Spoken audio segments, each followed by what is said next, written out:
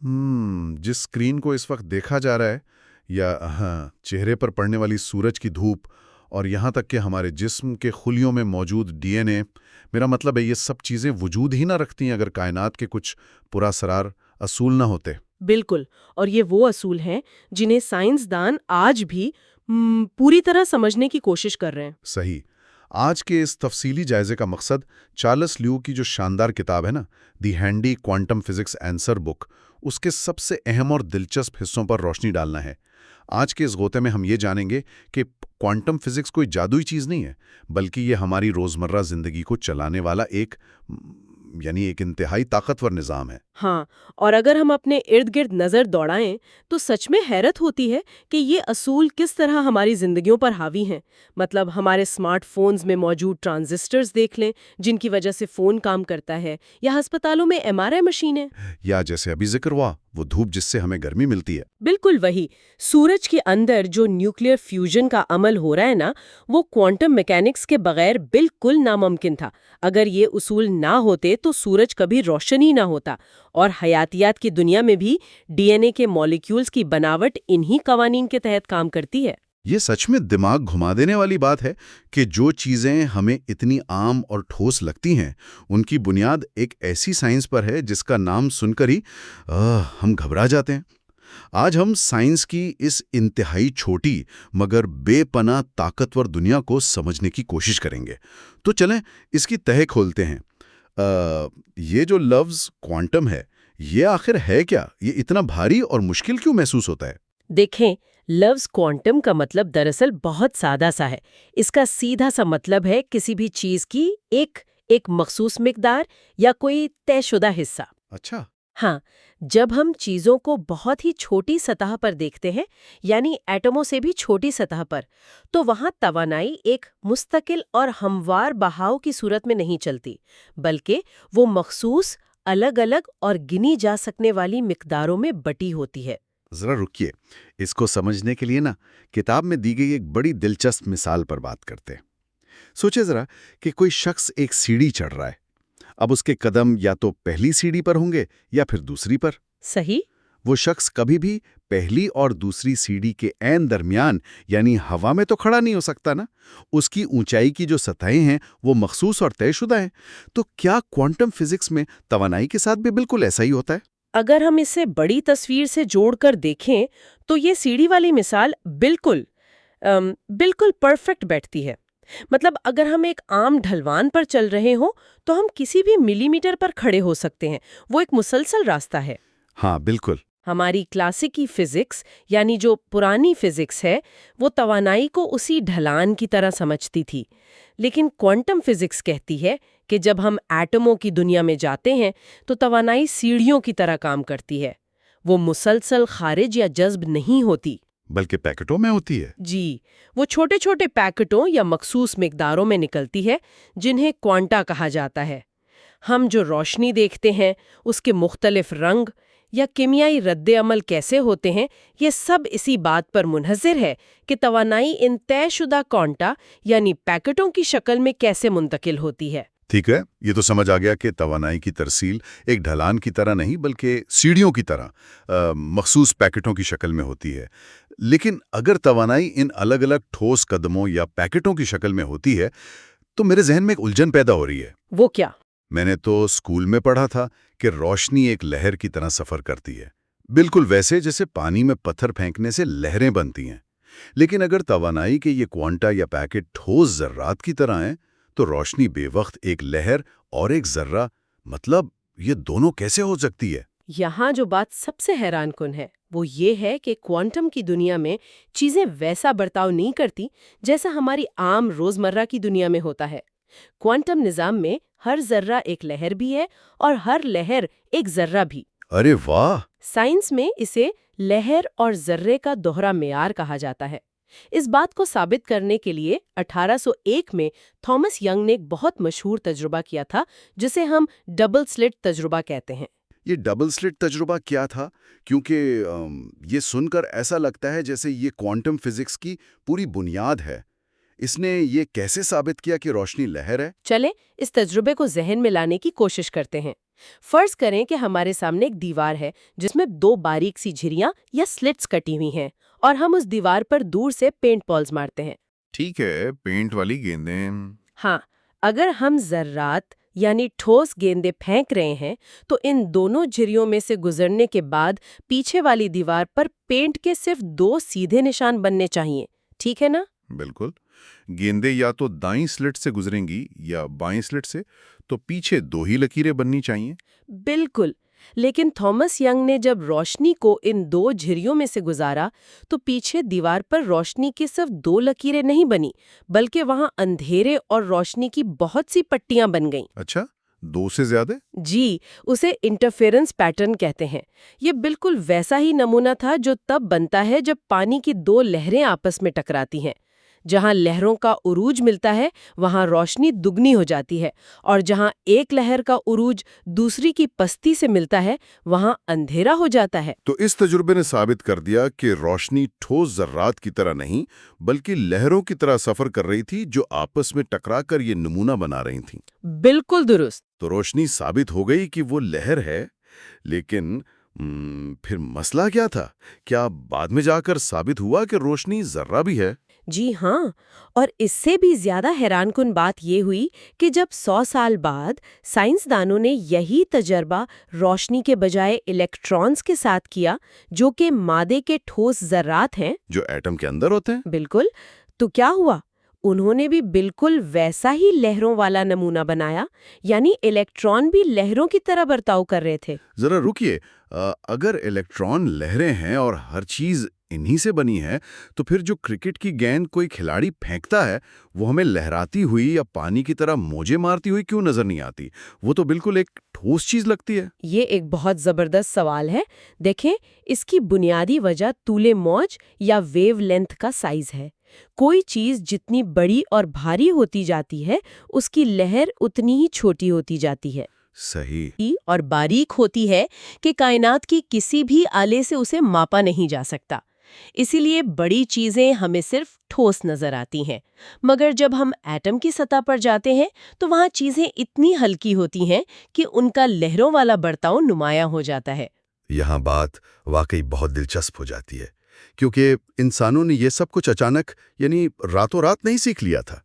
اس سب کا آغاز تب ہوا جب ہماری پرانی فزکس، جسے کلاسیکل فزکس کہتے ہیں، اس نے جواب دینا چھوڑ دیا۔ ہاں، وہ ایک مشکل وقت تھا فزکس کے لیے۔ بالکل۔ اگر ہم سن 1900 کی بات کریں تو اس وقت کے مشہور سائنسدان لارڈ کیلون نے ایک تقریر کی تھی جس کا عنوان تھا حرارت اور روشنی کے متحرک نظریے پر 19ویں صدی کے بادل۔ یہ بادل دراصل وہ مسئلے تھے جو پرانے سائنسی قانونوں سے حل نہیں ہو رہے تھے۔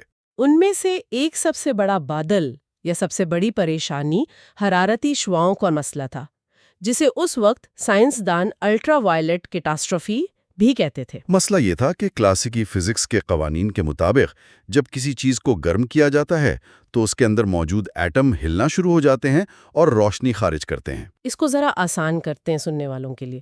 جیسے اگر لوہے کی کسی سلاخ کو آگ میں گرم کیا جائے تو وہ پہلے سرخ رنگ کی روشنی دیتی ہے، پھر پیلی، اور پھر اور زیادہ گرم ہونے پر سفید ہو جاتی ہے نا؟ بالکل ٹھیک، لیکن پرانی فزکس کے فارمولے کہہ رہے تھے کہ جیسے جیسے لوہا مزید گرم ہوگا اسے لگاتار زیادہ توانائی والی روشنی یعنی الٹرا وائلٹ یا ایکس رے شعاعیں نکالنی چاہیے، جو کہ خطرناک ہوتی ہیں۔ ہاں، پرانے قوانین کے حساب سے تو اگر گھر کا اوون بھی تھوڑا سا گرم ہوتا تو اس میں سے اتنی خطرناک شعاعیں نکلنی چاہیے تھیں کہ وہ آس پاس کھڑے انسانوں کے لیے جان لیوا ہو جاتی۔ مگر ظاہر ہے حقیقت میں ایسا نہیں ہوتا۔ ہم روز اوون استعمال کرتے ہیں، گرم چیزیں ایک خاص حد تک جا کر مزید خطرناک شعاعیں خارج کرنا بند کر دیتی تھیں۔ یہ پرانی فزکس کے لیے ایک ایسا معمہ تھا جسے سلجھانا ناممکن لگ رہا تھا۔ اور پھر اسی سال یعنی 1900 میں ایک جرمن سائنسدان میکس پلانک نے اس بادل کو ہٹایا۔ اس نے پرانے قوانین کو ایک طرف رکھا اور سوچنے کا زاویہ ہی بدل دیا۔ تو اس نے کیا کیا؟ پلانک نے ایک ریاضیاتی تجربہ کیا۔ اس نے کہا کہ اگر ہم یہ فرض کر لیں کہ توانائی ڈھلوان کی طرح لگاتار خارج نہیں ہوتی بلکہ مخصوص پیکٹوں یا کوانٹا کی صورت میں خارج ہوتی ہے تو سارا مسئلہ حل ہو جاتا ہے۔ اچھا، وہی پیکٹ جن کا ہم نے شروع میں ذکر کیا تھا؟ جی، ہائی انرجی والے کوانٹا کو خارج کرنے کے لیے بہت زیادہ حرارت درکار ہوتی ہے۔ اب چونکہ ایک عام اوون کے پاس اتنی زیادہ حرارت نہیں ہوتی کہ وہ الٹرا وائلٹ شعاؤں کا ایک پورا پیکٹ بنا سکے، اس لیے وہ شعائیں خارج ہی نہیں ہوتی۔ واہ! پلانک کے اس نظریے نے حرارت کے اس مسئلے کو تو حل کر دیا اور اسے بعد میں نوبل انعام بھی ملا، لیکن اس وقت بہت سے لوگ، حتیٰ کہ خود پلانک بھی، اسے صرف ریاضی کا ایک ہتھ کنڈا سمجھ رہے تھے۔ وہ اسے حقیقی نہیں مانتے تھے۔ یہاں کہانی میں وہ موڑ آتا ہے جو کسی فلمی کہانی سے کم نہیں۔ میکس پلانک نے دروازہ تو کھول دیا تھا، لیکن اس دریافت کو اس کی اصل منزل تک پہنچانے والا کوئی بڑا پروفیسر نہیں تھا، بلکہ ایک 26 سالہ لڑکا تھا۔ بالکل۔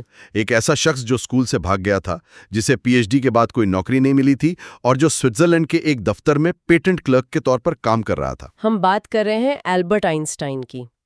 1905 کا سال، جسے سائنس کی دنیا میں اس کا معجزاتی سال کہا جاتا ہے۔ آئنسٹائن نے 4 ایسے مقالے شائع کیے جنہوں نے دنیا کی تاریخ بدل دی۔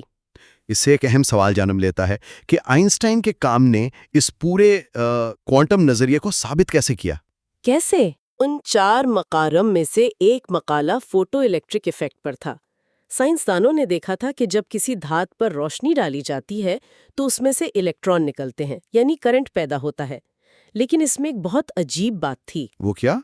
اگر دھات پر سرخ رنگ کی انتہائی تیز چمکدار روشنی ڈالی جائے تو ایک بھی الیکٹران باہر نہیں آتا تھا، لیکن اگر نیلے رنگ کی بہت مدھم سی روشنی بھی ڈالی جائے تو الیکٹران فوراً باہر نکل آتے تھے۔ یہ تو واقعی عجیب بات تھی۔ پرانی فزکس کے مطابق تو روشنی اگر ایک لہر ہے تو تیز سرخ روشنی میں زیادہ لہریں ہوں گی، زیادہ توانائی ہونی چاہیے، اور اسے الیکٹران نکالنے چاہیے تھے۔ ذرا اس کو ایک مثال سے سمجھنے کی کوشش کرتے ہیں۔ جی بتائیں۔ کیا ہم الیکٹران کو ایک ایسی وینڈنگ مشین کی طرح سمجھ سکتے ہیں جو صرف فرض کریں 50 روپے کا سکہ ہی قبول کرتی ہیں؟ یہ مثال اس تصور کو سمجھنے کے لیے بہترین ہے۔ آئنسٹائن نے پلانک کے پیکٹو والے نظریے کو استعمال کیا۔ آئنسٹائن نے کہا کہ روشنی لہر کے ساتھ ساتھ چھوٹے چھوٹے ذرات کی صورت میں بھی ہے، جنہیں اب ہم فوٹون کہتے ہیں۔ صحیح۔ ہر رنگ کے فوٹون کی توانائی مختلف ہوتی ہے۔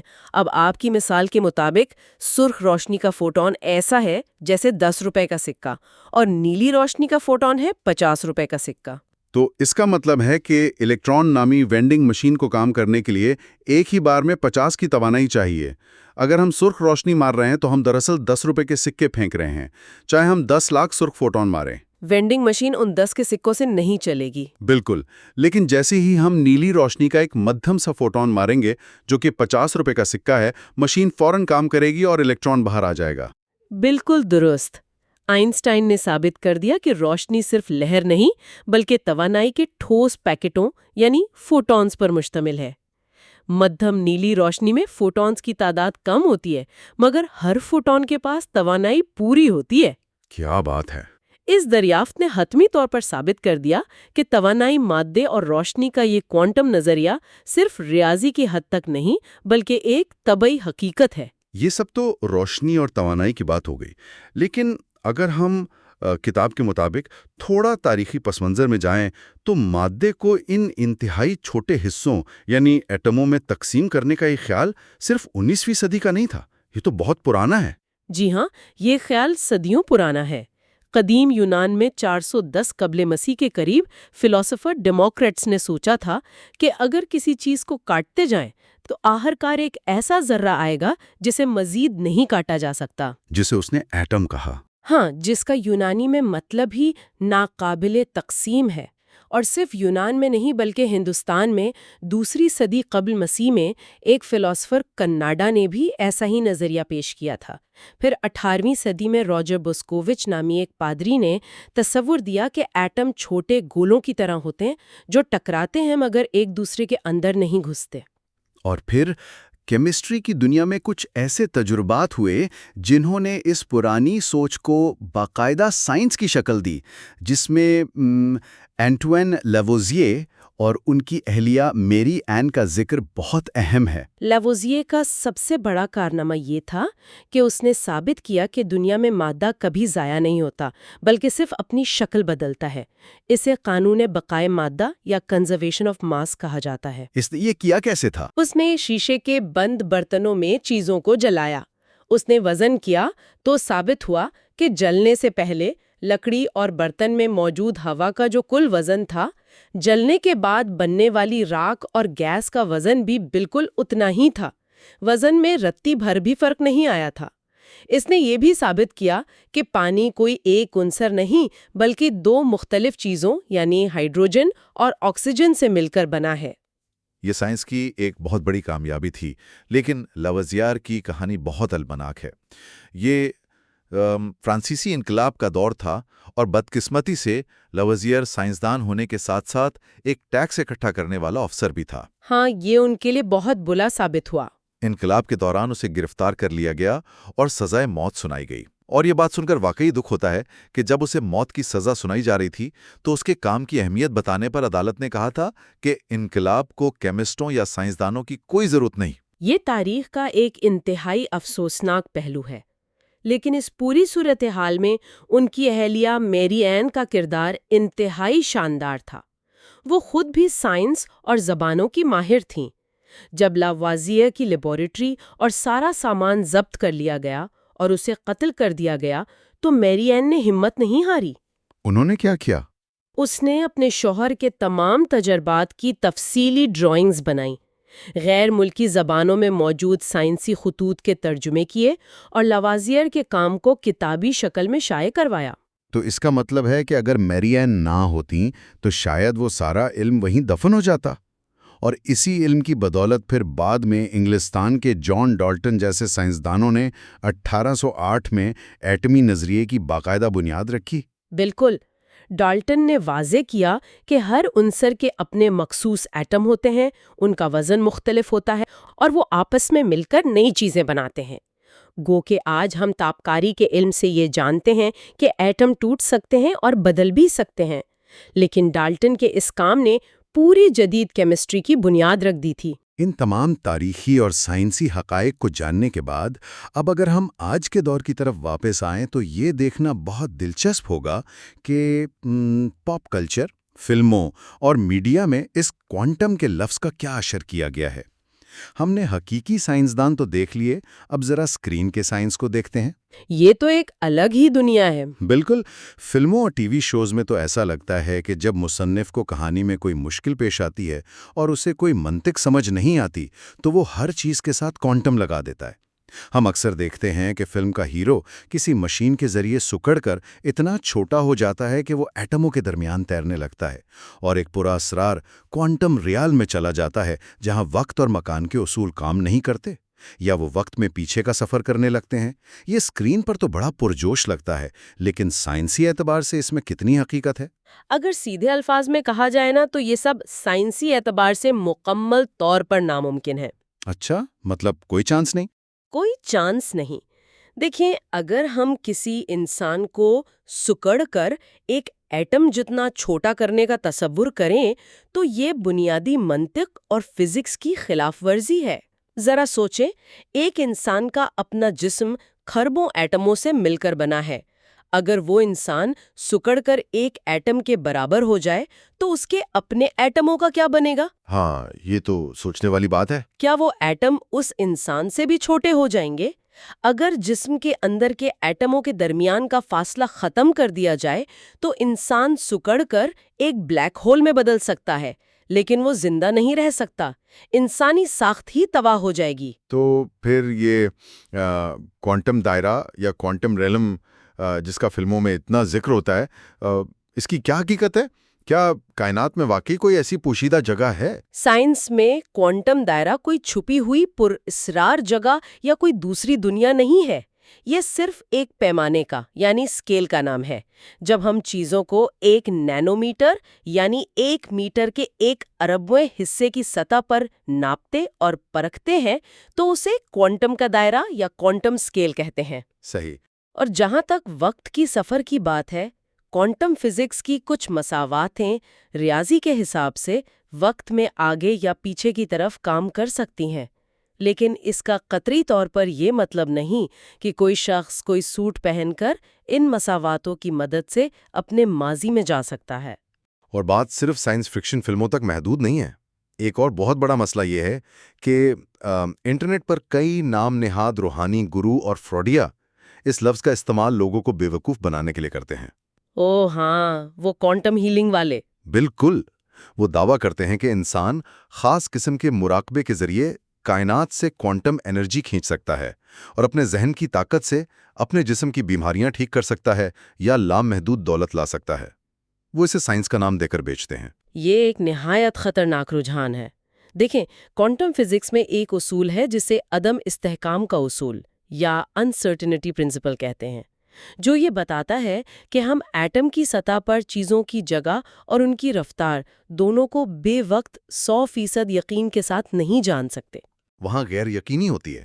بالکل، وہاں بہت زیادہ توانائی اور امکانات ہوتے ہیں، لیکن اس بات کو توڑ مروڑ کر یہ کہنا کہ انسان اپنے دماغ سے ان ایٹموں کی توانائی کو قابو کر سکتا ہے، سراسر غلط ہے۔ کوانٹم کے قوانین اس کائنات کی بنیاد اور مادے کو سمجھنے کے لیے ہیں۔ یہ انسانوں کو جادوئی طاقتیں دینے کا کوئی نسخہ نہیں ہے۔ یہ علم بہت گہرا، محتاط اور پیچیدہ ہے۔ تو اس سب پر بات کرنے کے بعد اب ہم اسے سمیٹنے کی کوشش کرتے ہیں۔ آج کے اس تفصیلی جائزے میں ہم نے دیکھا کہ کوانٹم فزکس کوئی ایسی سائنس نہیں جو صرف سائنس فکشن کتابوں میں پائی جاتی ہو۔ یہ وہ انتہائی باریک اور نازک اصول ہیں جو اس پوری کائنات کے ذرے ذرے کو ایک خوبصورت توازن میں باندھے ہوئے ہیں۔ صحیح۔ توانائی کے ان چھوٹے چھوٹے پیکٹوں یعنی کوانٹا کی دریافت سے لے کر روشنی کے لہر اور ذرہ ہونے تک، یہ سب اصول وہ بنیاد ہیں جن پر ہمارا پورا وجود، ہماری ٹیکنالوجی اور کائنات کا پورا نظام کھڑا ہے۔ اور در حقیقت اسی میں اس علم کی اصل خوبصورتی اور کشش چھپی ہے۔ یہ فزکس ہمیں یہ سکھاتی ہے کہ کائنات بظاہر جتنی بے ترتیب اور الجھی ہوئی معلوم ہوتی ہے، وہ اتنی ہی ایک گہرے لیکن مختلف قسم کے اصولوں میں جڑی ہوئی ہے۔ ہم شاید یہ کبھی یقین سے نہ کہہ سکیں کہ ایک مخصوص ایٹم کس وقت تابکاری خارج کرے گا، لیکن ہم یہ ضرور حساب لگا سکتے ہیں کہ لاکھوں ایٹموں کا ایک مجموعہ کتنا وقت لے گا۔ اس علم میں حیران انگیز طور پر پیشین گوئی اور غیر یقینی کا ایک انوکھا ملاپ پایا جاتا ہے۔ بالکل ایسا ہی ہے۔ اور اب آخر میں سننے والوں کے لیے ایک ایسا سوال، ایک ایسا خیال جو شاید راتوں کی نیند اڑا دے۔ کتاب کے شروع میں ایک بہت ہی حیران کن نظریے کا ذکر کیا گیا ہے جسے متعدد جہانوں کی تشریح یا مینی ورلڈز انٹرپریٹیشن کہتے ہیں۔ یہ میرا پسندیدہ حصہ ہے۔ اس نظریے کے مطابق چونکہ کوانٹم کی دنیا میں ہر امکان بے وقت موجود ہوتا ہے، تو کچھ سائنسدانوں کا خیال ہے کہ زندگی میں جو بھی فیصلہ نہیں کیا گیا، وہ فیصلہ کسی دوسری متوازی کائنات یعنی پیرلل یونیورس میں یقیناً کیا جا چکا ہے۔ اگر اس بات پر گہرائی سے غور کیا جائے تو یہ تصور واقعی ذہن کو چکرا دیتا ہے۔ اس کا مطلب یہ ہے کہ جب بھی انسان کے سامنے کوئی انتخاب ہوتا ہے، دو مختلف راستے ہوتے ہیں اور وہ کسی ایک راستے کا انتخاب کرتا ہے، تو کوانٹم لیول پر کائنات ایک نئی شاخ میں بڑھ جاتی ہے۔ مطلب جو راستہ ہم نے نہیں چنا، جو راستہ اس دنیا میں چھوڑ دیا گیا، کائنات کی ایک اور متوازی شاخ میں وہی راستہ اپنایا گیا ہوتا ہے۔ کیا واقعی اس بات کا کوئی امکان موجود ہے کہ انسان کے ہر چھوٹے بڑے عمل، ہر ہاں اور ہر نہ نے ایک نئی متوازی کائنات کو جنم دیا ہو؟ کیا ایسا ممکن ہے کہ کسی اور کائنات میں کوئی اور انسان وہ زندگی جی رہا ہو جو یہاں چھوڑ دی گئی تھی؟ ذرا اس خیال پر سوچئے گا، کیونکہ کوانٹم فزکس، جیسا کہ ہم نے شروع میں ذکر کیا تھا، صرف ایک لیبارٹری کا خشک علم نہیں، بلکہ یہ حقیقت اور کائنات کا وہ جادوئی تانا بانا ہے جس کا حصہ ہم سب ہیں۔ آج کے لیے بس اتنا ہی۔ اس حیرت انگیز خیال پر غور کرتے رہیں۔